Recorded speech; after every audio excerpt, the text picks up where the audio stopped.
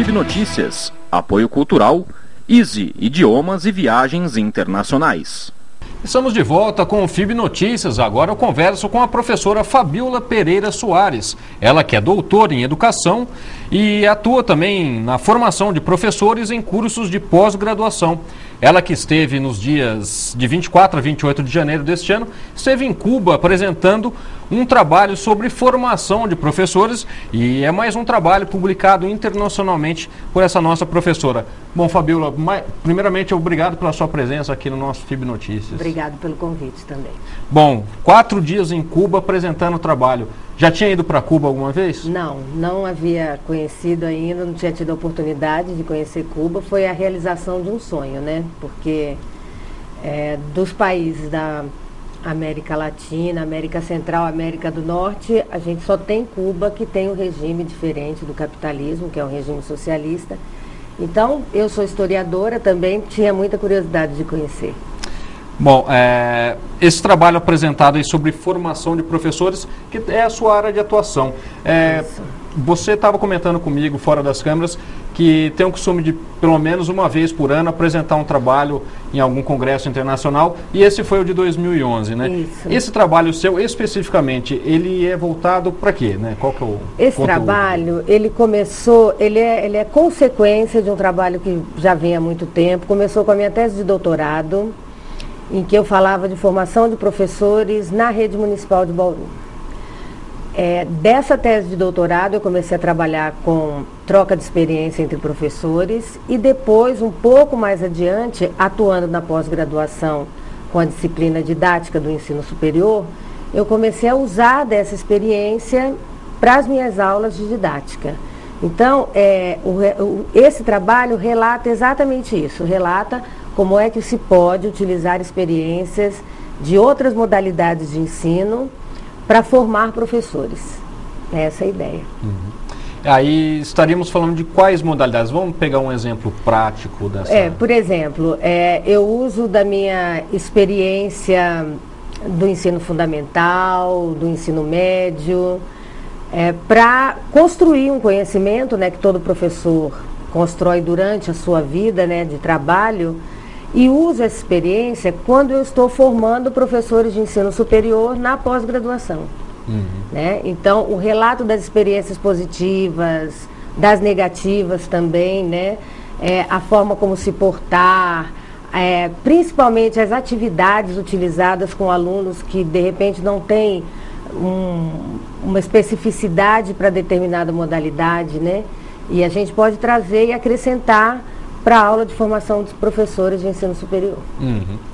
Bom, além da sua apresentação de trabalho, houve algumas visitas técnicas lá em Havana, né? Isso, foi a em apresentação Havana, do trabalho, em Havana. onde você pôde conhecer a realidade dos professores locais. O que a senhora viu lá? O que chamou a atenção? Olha, os cubanos levam muito a sério a educação, muito a sério. E por conta disso, eles têm assim uma preocupação muito grande em ter um número confortável de escolas, ter um número confortável de professores. Não há requinte, não há luxo, não há 1/10 da parafernália que a gente tem aqui dentro das nossas escolas, né? É giz, lousa, mas existe um compromisso muito grande, tanto por parte dos alunos quanto por parte dos professores, de fazer com que a coisa caminhe corretamente. Então, isso é muito fácil de se observar. Caminhando pelas ruas de Havana, você percebe a quantidade de escolas que ocupam prédios históricos ou não, né? Mas numa quantidade muito grande. Bem diferente daqui, que a gente às vezes tem problema, escuta na televisão, ouve no rádio que está faltando vaga. Lá isso não procede. Bom, fazendo um paralelo com a realidade de Cuba e a realidade do Brasil, principalmente a realidade de Bauru, qual que é a interação entre a comunidade e a escola? A gente vê que no Brasil está um pouco distante, né? Os pais com os professores. Existe um vácuo aí que a gente precisa preencher no Brasil. Lá em Cuba, como que tem esse trabalho, já que o povo dá bastante valor à educação? É gozado, porque aqui no Brasil a gente ficou muito tempo não querendo os pais dentro da escola, né? A história da educação brasileira diz isso. E agora a gente quer muito os pais dentro da escola, porque viu que é assim que a coisa caminha. Na realidade de Bauru, a gente tem um projeto muito interessante dos conselhos escolares, que é uma tentativa de resgate dessa participação de uma forma bem democrática. Eu acho que vai acontecer de uma forma bem bacana. Em Cuba, essa participação é mais efetiva, porque a escola é definitivamente deles. Então, existe um compromisso da escola com o alunado, existe um compromisso dos pais com a escola e o alunado. A participação é mais óbvia, digamos assim, né? Até porque as crianças passam muito mais tempo na escola, então existe toda uma preocupação em saber se está tudo certo, né? Se está correndo tudo dentro do previsto.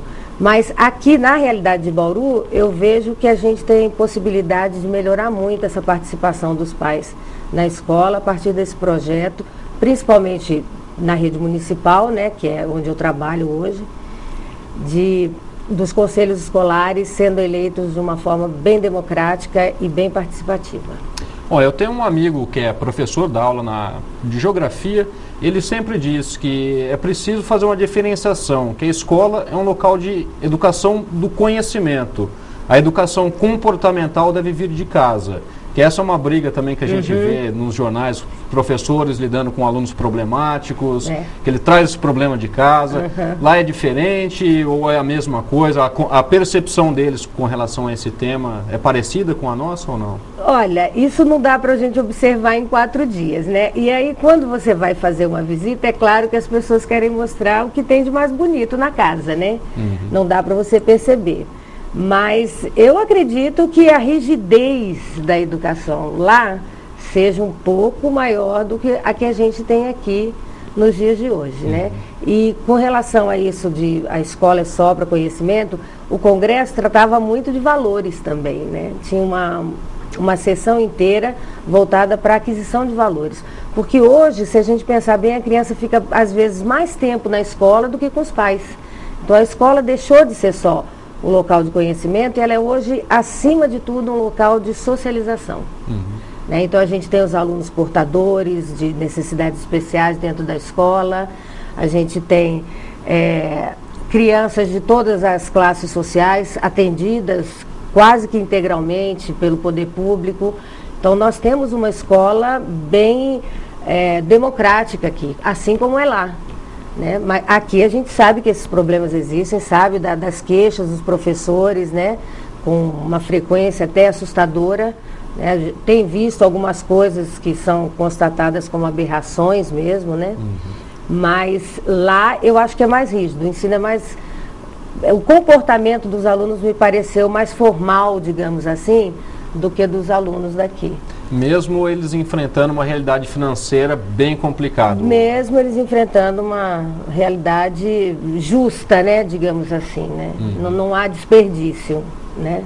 Mas a gente vê que assim, não há aquela, vamos dizer, aquela riqueza financeira das pessoas, ou mesmo um nível salarial dos professores, eu imagino que seja... na verdade, acontece assim, existe um departamento do governo que regula salários, né? Então, não há uma disparidade salarial entre as pessoas. Independente de você ser professor ou médico, o seu salário vai estar naquele teto estabelecido pelo governo. Bom, pensando agora em termos de Brasil, Bauru, como que dá para a gente aplicar essa vivência, essa experiência de Cuba numa realidade local? Olha, o Congresso foi visitado por muitas professoras aqui de Bauru. Foi um grupo muito interessante daqui. E eu acho que todas nós trouxemos muito de conhecimento, não só do que foi colocado no Congresso, mas da convivência mesmo com o povo cubano, que é um povo muito divertido, muito parecido com a gente, extremamente parecido com o brasileiro. E essa riqueza de troca de experiências, tanto com cubanos quanto com professores de outros países, eram 5.000 professores no total. Então havia uma diversidade de nacionalidades bem interessante. Isso traz, de qualquer forma, um conhecimento que não é o conhecimento formal, mas que a gente vai carregar para o resto da vida e que vai mudar um pouco a nossa realidade também. Então, nós temos aqui em Bauru pessoas que fazem, inclusive, trabalho de educação comparada com escolas cubanas. E esse trabalho está, acho que, pautado, se não me engano, na qualidade de alfabetização, retenção, nos primeiros anos, alguma coisa assim.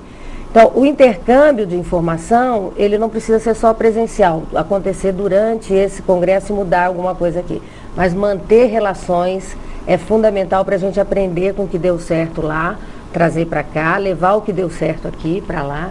Isso aqui é o interessante nos congressos. Bom, mudando um pouquinho de foco, saindo do Congresso, falando sobre a educação de uma forma maior, você citou agora há pouco a questão de valores, esses novos paradigmas do professor, de não ser, a escola não ser apenas um local de aquisição de conhecimento.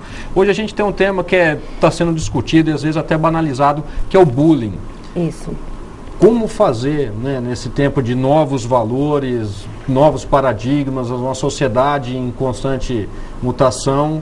Temos esse problema, né, que na verdade já existia, mas hoje se deu um nome que se caracteriza. Eu falo isso direto, né? Então, agora, a questão dos direitos humanos, a questão dos direitos da criança e do adolescente, é a hora da gente colocar bem claro que os projetos pedagógicos das escolas têm que conter alguma coisa contemplando isso, que as aulas cotidianas têm que se pautar de alguma forma na formação de um aluno que respeite a diferença, que respeite a integridade física, a integridade psicológica e moral do outro. Né? É uma coisa que o brasileiro não está muito acostumado. Né? Todo mundo tem apelido quando é pequeno nesse país. Né? Todo mundo sofreu algum tipo de bullying na infância. Só que agora as coisas começam a parecer estranhas já aos olhos da sociedade. Né?